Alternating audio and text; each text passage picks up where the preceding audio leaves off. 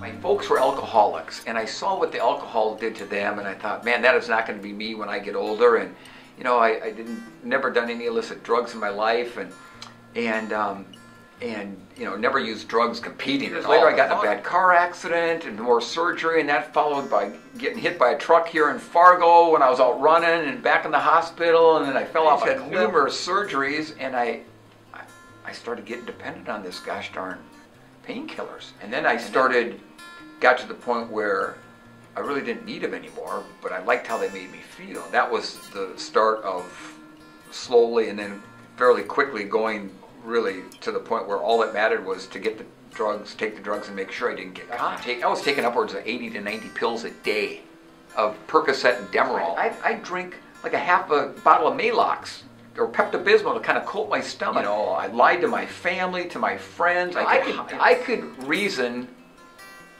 every pill I took.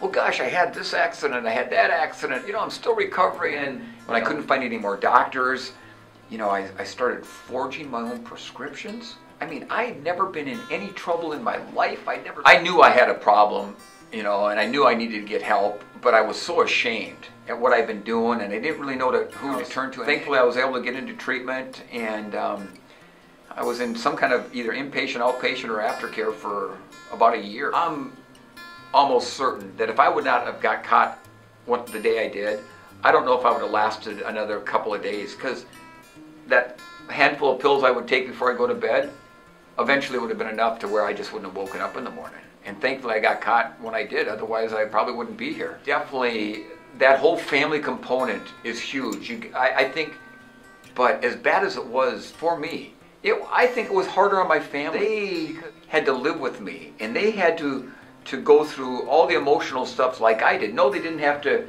battle the addiction and go through withdrawals and things like that, but there were so many other things that they had to deal with. By not, you know, being honest, making excuses why I couldn't do this or do that, lying, using money to buy the drugs, you know, all those. So many people have blinders on. They, you know, oh, it doesn't happen in our town, in our school, my kids would never do anything like that. What they do to put that individual back together again, but as importantly, put that whole family back together again. It's beyond words and description what it does for the people, for the community. You take a person that's, you know, basically living in the gutters and putting his life back together where he's part of society again, and a part of a society that's putting back into the community again, and it's priceless. You cannot put a price tag on what, you know, people like First Step Recovery are doing for those people fighting addictions.